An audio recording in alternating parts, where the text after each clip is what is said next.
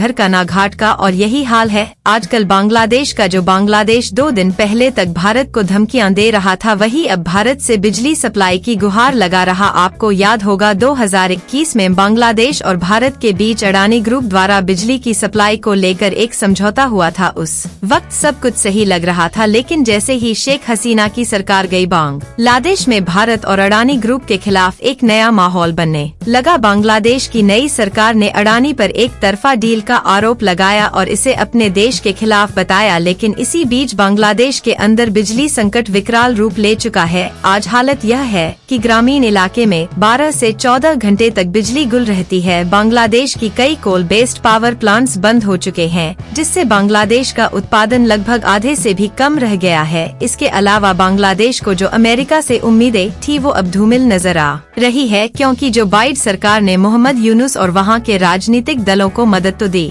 थी, लेकिन अब अमेरिका में सत्ता का संतुलन बदलने वाला है। डोनाल्ड ट्रंप की वापसी के बीच बांग्लादेश ने अमेरिका से ज्यादा उम्मीदें छोड़ दी है। हाल ही में बांग्लादेश ने त्रिपुरा से बिजली की सप्लाई बढ़ाने का अनुरोध किया है। पहले जहां 50 मेगावाट बिजली बांग्लादेश को सप्लाई की जाती थी, अब उसे 5 गुना यानी 250 मेगावाट तक बढ़ाने की मांग की जा रही। यह वही बांग्लादेश है जिसने हाल ही में अडानी ग्रुप और भारत पर दबाव डालने का प्रयास किया था। बांग्लादेश ने यह भी आरोप लगाया था कि अडानी ग्रुप इंटरनेशनल कोल प्राइसेस इंडेक्स के हिसाब से ज्यादा चार्ज कर रहा। अडानी ग्रुप ने इसका जवाब दिया कि उनके चार्ज पूरी तरह से सही है और यह इंटरनेशनल मार्केट के अनुसार है। अब स्थिति यह है कि अडानी ग्रुप ने बांग्लादेश को 7 नवंबर तक का समय दिया है कि अगर इस दिन तक पेमेंट नहीं हुआ तो बिजली सप्लाई काट दी जाएगी। बांग्लादेश इस बात को समझ चुका है कि भारत और अडानी ग्रुप को धमकी देने से उसकी समस्याएं हल नहीं होगी, इसलिए बांग्लादेश ने एडवांस पेमेंट करने का प्रस्ताव भी दे दिया। यह मामला केवल बिजली तक का नहीं है, इसके पीछे